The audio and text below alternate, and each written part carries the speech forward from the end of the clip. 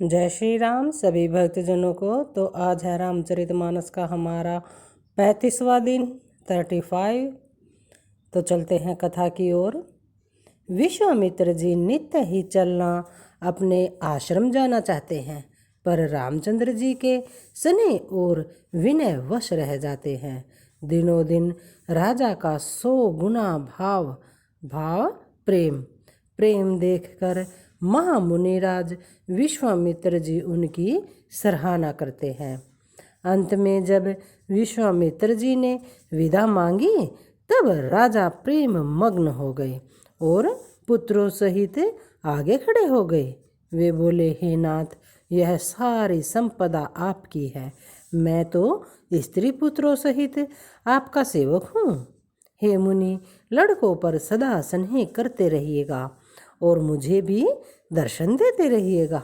ऐसा कहकर पुत्रों और रानियों सहित राजा दशरथ जी विश्वामित्र जी के चरणों पर गिर पड़े। प्रेम विहल हो जाने के कारण उनके मुंह से बात नहीं निकलती थी।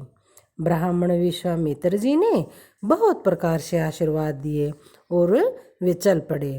प्रीति की रीति कहीं नहीं जाती। जब भाइयों को साथ लेकर श्री राम जी प्रेम के साथ उन्हें पहुंचाकर और आज्ञा पाकर लौटे। गाधी कुल के चंद्रमा विश्वामित्र जी बड़े हर्ष के साथ श्री रामचंद्र जी के रूप, राजा दशरथ जी की भक्ति और चारों भाइयों के विवाह और सबके उत्साह और आनंद को मन ही मन सराहते जाते हैं। वामदेव जी और गुरुकुल के गुरु ज्ञानी वशिष्ठ जी ने फिर विश्वामित्र जी की कथा बखान करके कही। मुनि का सुंदर यश सुनकर राजा मन ही मन अपने पुण्यों के प्रभाव का बखान करने लगे। आज्ञा हुई तब सब लोग अपने अपने घरों को लौटे। राजा दशरथ जी भी पुत्रों सहित महल में गए।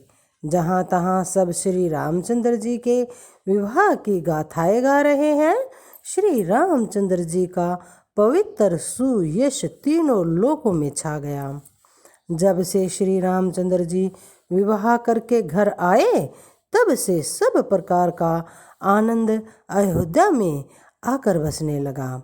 प्रभु के विवाह में जैसा आनंद उत्साह हुआ, उसे सरस्वती और सर्पों के राजा शेष जी भी नहीं कह सकते। श्री सीताराम जी के यश को, कवि कुल के जीवन को पवित्र करने वाला और मंगलों की खान जानकर इससे मैंने अपनी वाणी को पवित्र करने के लिए कुछ थोड़ा सा बखान करके कहा है। अपनी वाणी को पवित्र करने के लिए तुलसी ने राम का यश कहा है, नहीं तो श्री रघुनाथ जी का चरित्र अपार समुंदर है। जिस कवि ने उसका पार पाया है, जो लोग यज्ञोपवीत और विवाह के मंगलमय उत्सव का वर्णन आदर के साथ सुनकर गावेंगे, वे लोग श्री जानकी जी और श्री राम जी की कृपा से सदा सुख पावेंगे।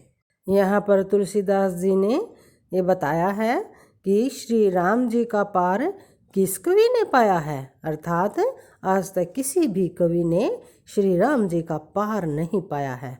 मैं तो सिर्फ अपनी वाणी को पवित्र करने के लिए राम भगवान का यश गा रहा हूँ। यहाँ पर यही मतलब है। श्री सीताराम जी और श्री रघुनाथ जी के विवाह प्रसंग को जो लोग प्रेम पूर्वक गावें सुनेंगे, उनके लिए सदा उत्साह आनंद ही उत्साह है, क्योंकि श्री रामचंद्र जी का यश मंगल का धाम है। यहाँ पर मास पारायण 12वां विश्राम बालकांड समाप्त होता है। और इति इसमें लिखा है कि इति श्री मद्राम चरिते मानसे सकल कलिक लशु विंध्यभूषणे प्रथम सोपान समाप्त है।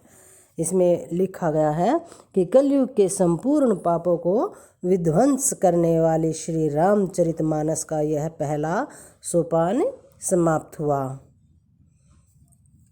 बालकांड समाप्त हुआ और अब चलते हैं हम अयोध्या कांड में। अयोध्या कांड आज से शुरू हो जाता है। तो अयोध्या कांड में क्या लिखा है, चलिए चलते हैं, देखते हैं।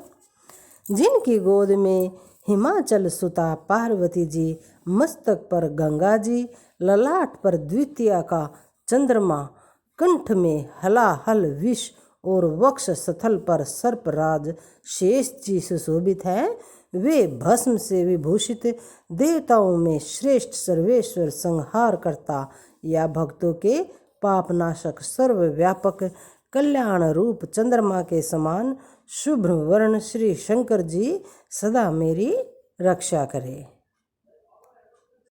ये था अयोध्या कांड का प्रथम श्लोक चौपाई। तो अयोध्या कांड को हम अगले एपिसोड में पढ़ते हैं, अगले पार्ट में, क्योंकि हम शुरुआत से ही पहले पार्ट से ही करेंगे। जय श्री राम। तो चलते हैं नेक्स्ट पार्ट में, अर्थात अगली वीडियो में, क्योंकि यहाँ पर समाप्त हो चुका है बालकांड। तो जय श्री राम। तो प्लीज़ सभी भक्तजनों से निवेदन है कि इन वीडियो को आप ज़्यादा से ज़्यादा शेयर करें, ताकि हमारे श्री राम प्रभु का ज़्यादा से ज़्यादा गुणगान हो, सभी पुण्य प्राप्त कर सकें। जय श्री राधे, जय श्री राम, जय श्री कृष्ण।